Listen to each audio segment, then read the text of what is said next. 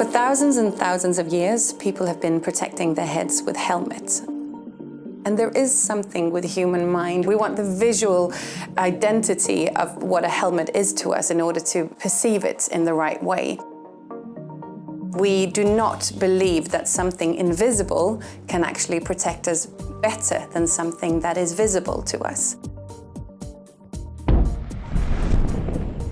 But that's what Hövding is all about. Making the invisible protection even better than the visual protection.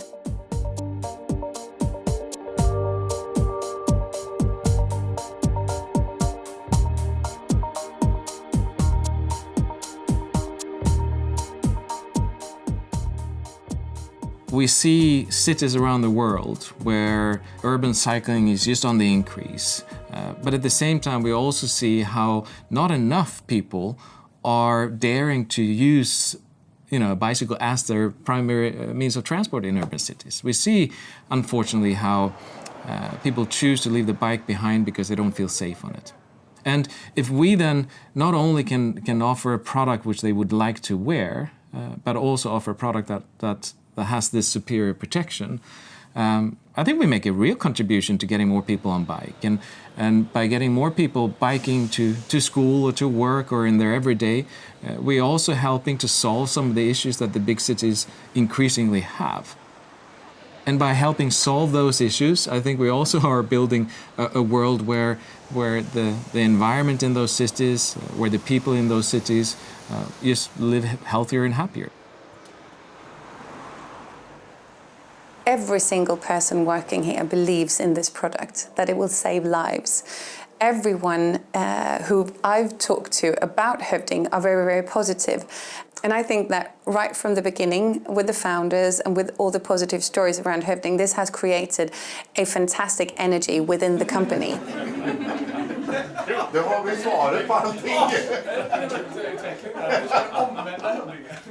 If I just look personally, I've been involved in companies where you have product portfolios of 1,000 products or 2,000 products. If you fail one and you win some, it doesn't really make a big difference. We have one product, and that one has to succeed. The difference between Hövding 1.0 and 2.0 and now Hövding 3 is that a lot more rides on Hövding 3. It carries a lot of weight on its shoulders, because the product is the one that is supposed to take the company itself from all of those years of needing investments and investors putting money into the company to a place where we actually carry our own weight and are able to give back to the investors. It puts certain moments in time through the development process where your pulse is very high.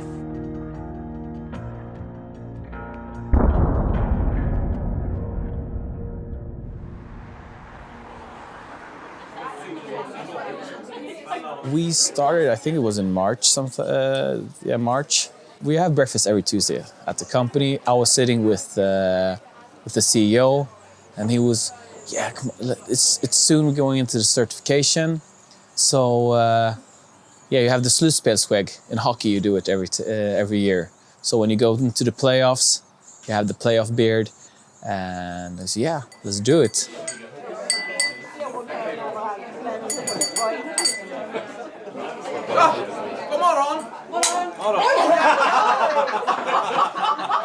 So basically from March I've been growing the beard. It's getting really hot, so I'm really looking forward to cut it off actually. Everyone ready? So 1, 2, 3, 4, bum, bum, twist, cross, out, cross, jump. 1, 2, 3, 4. That one is a bit... I think now when we're launching Hövding 3, it's maybe also a time to reflect a little bit on where we come from. We don't do that very often here at Hövding. We always look ahead and, full speed ahead and always forward. But when I joined Hövding, we didn't have a sales rep. You have to remember, I then had spent, my whole professional life in large international corporations and big offices, big budgets, big organizations, and so forth. And I remember I was in the car and I was driving around trying to get accounts or retailers wanting to carry Hövding. And we had bells and whistles in the office when we secured an order of maybe 4 units in a day. That was big achievements. A lot of people ask me, so why are you doing this? And these are the brilliant minds that is behind this product. So, I'd like you all to close your eyes, sit comfortably in your chair. Close your eyes. I'd like you to think of someone dear to you.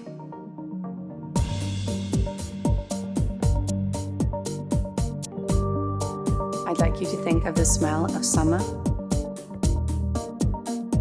I'd like you to think of the sound of the ocean and the sense of your favorite person's hand in your hand. I'd like you to think of a happy memory.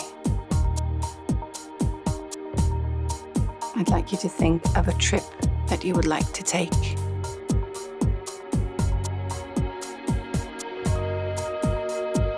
Then, I'd like you to think of what it would mean to you and to the people around you if you, from this second, wouldn't remember any of this. If your memories were gone, if your plans for the future weren't possible, and if you wouldn't recognize your loved ones anymore. Everything that is you is inside your brain. Your hopes, your dreams, your memories, and what made you who you are lies inside your brain.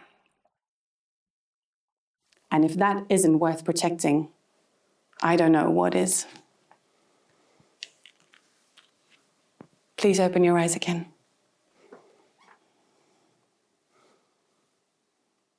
I think for someone who's just using our product, it's just great to use and it will protect you when I'm in an accident and so forth. It's maybe hard to really understand the complexity behind it.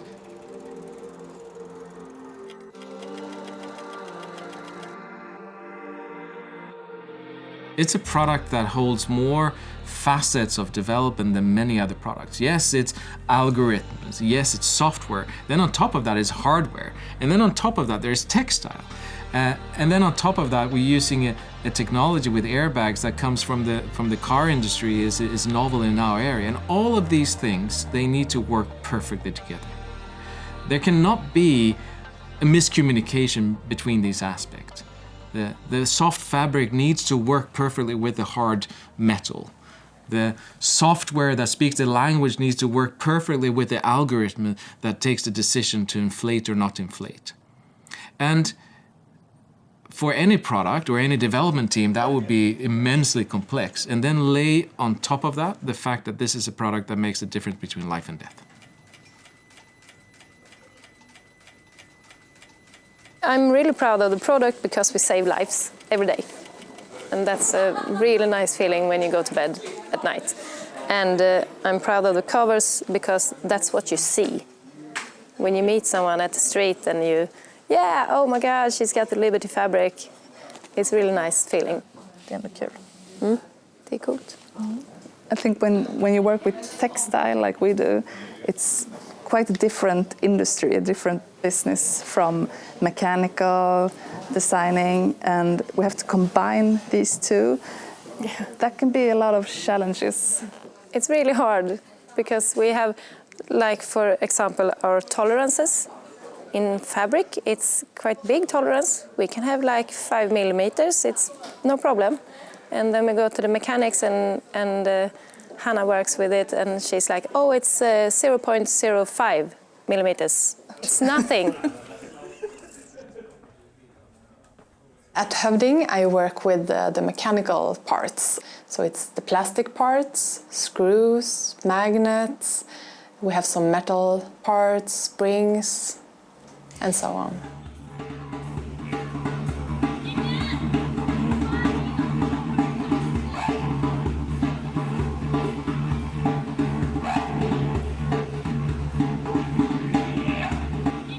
I hadn't really expected when I decided to become an engineer.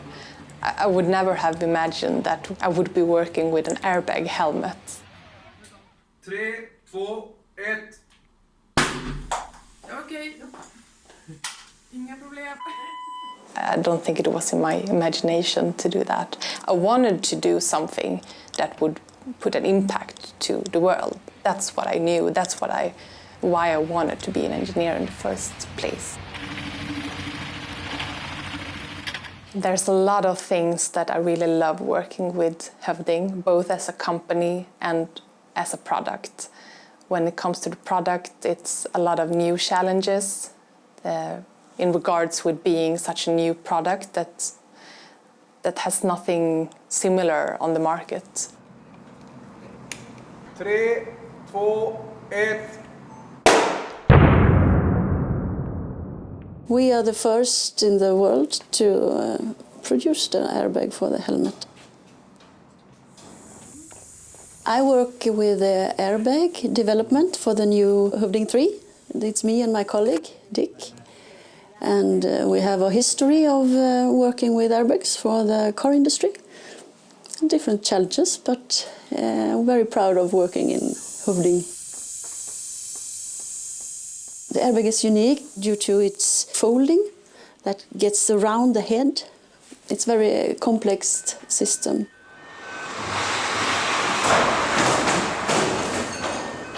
It's been a lot of years of prototyping and testing to get the correct design and to fulfill all the requirements.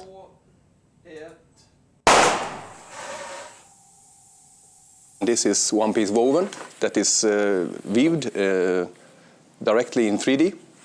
And yeah, this is the state of the art for this application, I would say.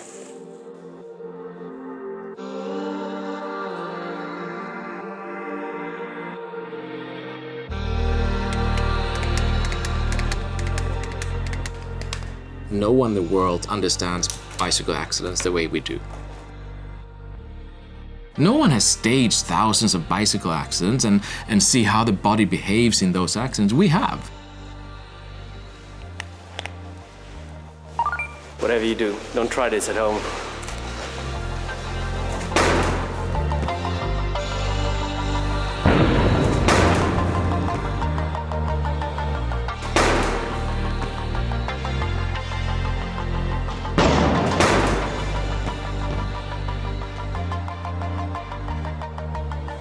I'm one of two people who work with the algorithm. The algorithm is the sort of the brains of the Hövding. So it's the module in the software that determines if the current movement of the Hövding is part of an accident or not an accident, if it's regular bicycling. An important part in developing this algorithm is the data that we use to train the algorithm on. For this algorithm, we have over 2,000 hours of normal cycling data, and we have over 2,500 accidents that we have recorded using stunt performers and who are hit by cars, and they hit curbs and every possible scenario, accident scenario that we can think of. All this data can come together to teach our algorithm to separate between normal cycling and accident.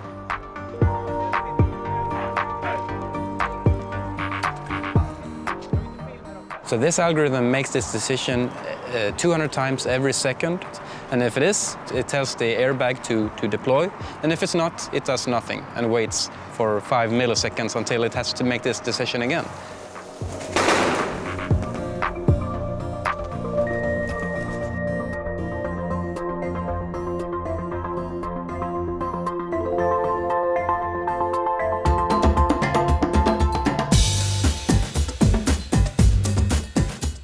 We know that with our product, we're pushing the boundaries. We're always living on kind of the edge of what people understand.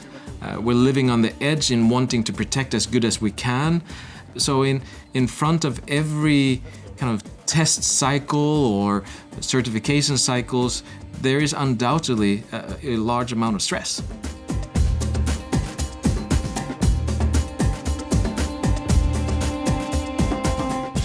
Sometimes I get the questions, how much did it cost to develop Hövding 3?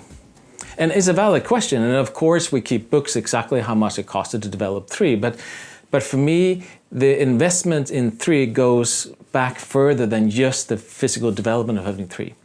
Because part of Hövding 3 is the experience that we made in 1.0. It's the experiences that we made in 2.0, in how to develop it, how to produce it, how to market it, how to sell it. So the investments have been done in a way since the company's inception. If it does succeed, great, we can move on and we can save lives and we can build a company for the future. If it doesn't, it has great consequences. We simply cannot afford not to succeed.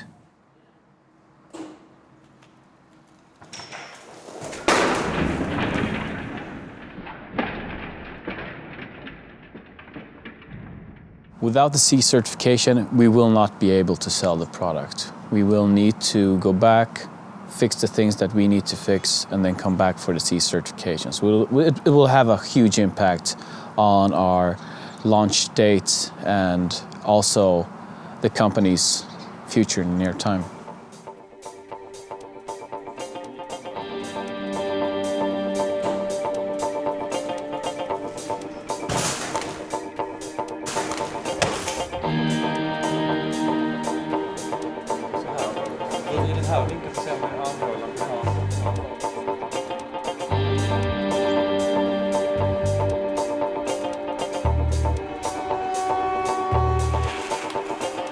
Just så, hur brukar man röra sig när man trillar på en isfläcka?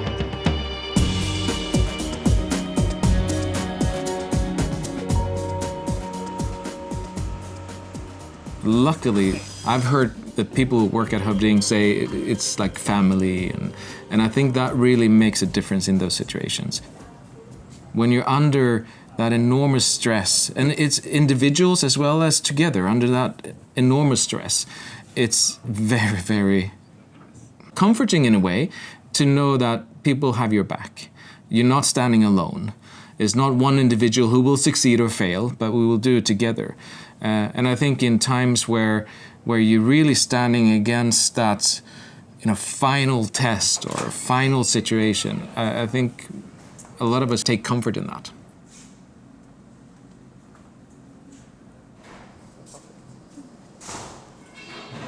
Now it's nervous. This is one of the toughest tests we're going to do, and it's about milliseconds now. So the sled will hit the doll from the side. It's called a side impact, and the time from impact to head impact is very, very short here. We're talking a test time that is about 150 milliseconds. But it's going to differ between 10-30 milliseconds, which is very critical for the time that the airbag later on gets.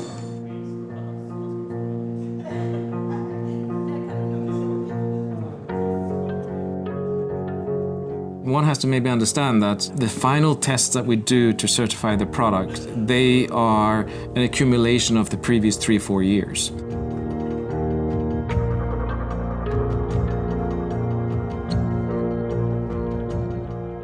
Three years of work with just 20 milliseconds to go.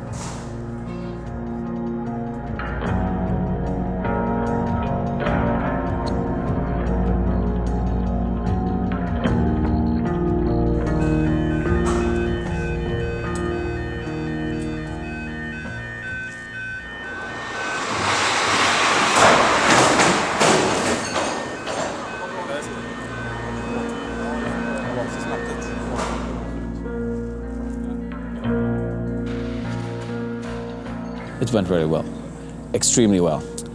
The sled and the impact was really good. The Hövding did exactly what it should do. Yeah, we got a good time, very representative of what it should be. It's the best helmet in the world. If you compare to 7 years ago, we're now a company with much greater responsibilities than before, to investors, to employees, to cyclists who want to cycle safe.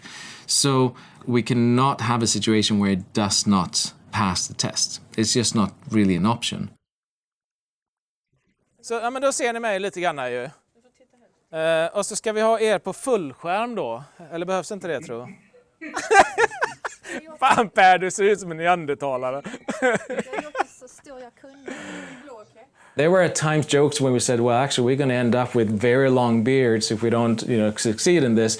And for every millimeter that it grew, we knew that we were either one step closer to fantastic results and having passed the tests, or we were 1 millimeter closer to having not passed. And everything comes down to almost a single day. That is the day where we get the pass or no pass from the authorities.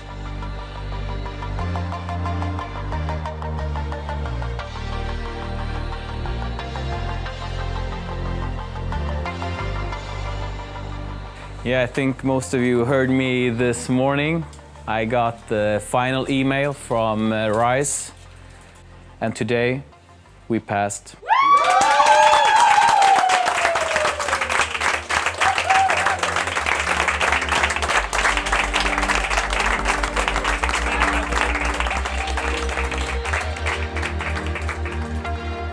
On behalf of the thousands of cyclists that will be saved by Hövding in the future, thank you. Millions saved by Hövding in the future. Thank you so much, everyone. Thank you. Cheers. Cheers, everybody.